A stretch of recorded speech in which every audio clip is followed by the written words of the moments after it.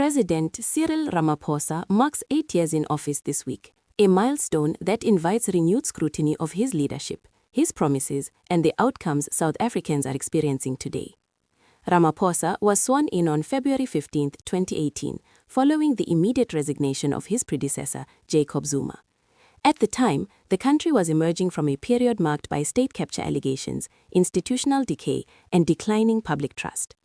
Positioning himself as a unifier, Ramaphosa pledged to work across party lines, confront corruption, stabilize state-owned enterprises, and restore economic confidence. His early speeches spoke of a new dawn, borrowing from the late Hugh Masekela's call of Tuma Mina, a message of service, renewal, and shared responsibility. In that moment, Ramaphosa urged South Africans to set aside political grandstanding and focus instead on practical solutions to corruption, governance failures, and economic recovery. Expectations were high, both domestically and internationally. 8 years on, however, the gap between promise and reality remains a subject of intense political debate. From the outset, Ramaphosa committed to economic growth, increased tourism, job creation, particularly for young people, and a streamlined state.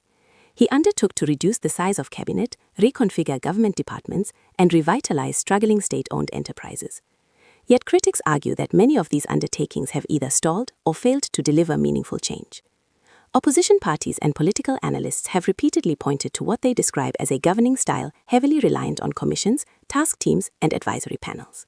Over time, these mechanisms have become a defining feature of Ramaphosa's presidency. Most recently, the president announced the formation of a National Water Crisis Committee, which he will personally chair, in response to growing water shortages across the country. This follows a similar approach taken during the electricity crisis, which government now says has been stabilized. Last year, Ramaphosa established the Madlanga Commission of Inquiry, following explosive allegations by KwaZulu-Natal Police Commissioner Nhlanhla Mhlakazi of deep-rooted corruption and criminal infiltration within the justice system. Earlier commissions under Ramaphosa included the Newton Commission into the South African Revenue Service and the Mpati Commission examining governance failures at the Public Investment Corporation. Political analyst Susan Buisen has noted that special commissions and committees are a familiar tool in Ramaphosa's approach to governance, often used to manage crisis while broader reforms move slowly. Another central promise, the creation of a leaner cabinet, has yet to materialize. Instead, Ramaphosa currently presides over a 77-member multi-party executive under the Government of National Unity. This includes the President, Deputy President Paul Mashatile, 32 ministers, and 43 deputy ministers. This represents an increase from the previous executive, which comprised 62 members.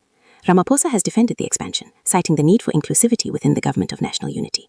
Under the arrangement, the ANC holds 20 ministerial positions, while the Democratic Alliance has 6. The Inkatha Freedom Party holds 2, with smaller parties such as the PAC, Good, the Patriotic Alliance, and the Freedom Front Plus allocated 1 each. Several ministries were split to accommodate coalition partners, a move that has drawn criticism for increasing administrative costs and complexity. On corruption, Ramaphosa pledged decisive action and accountability. However, years after the Zondo Commission concluded its work, prosecutions remain limited. Several individuals implicated in state capture continue to serve in cabinet or parliament, including senior ANC figures. This has fueled criticism that accountability has been selective and slow. Political analyst Sipho Sipe has argued that Ramaphosa's presidency must ultimately be judged against the commitments he made. Sipe points to persistent unemployment, slow economic growth, rising violent crime, and unmet housing promises as indicators of failure. He has noted that Ramaphosa's first term coincided with a significant decline in the ANC's electoral support. Despite these criticisms, the presidency has highlighted several achievements.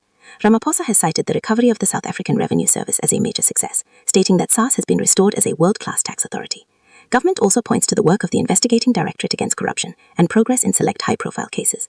In his recent State of the Nation address, Ramaphosa said the economy has returned to growth, though not at a pace sufficient to overcome deep structural challenges. He noted improvements in the country's credit rating, declining inflation, falling interest rates, and progress towards stabilizing national debt. The president also declared that load shedding has been brought to an end under his administration, while improvements are underway at ports and freight rail corridors. Passenger rail services, he said, are being restored, with new locally manufactured trains reducing transport costs for commuters. Still, Ramaphosa acknowledged that unemployment remains unacceptably high and that public concern over violent crime and corruption persists.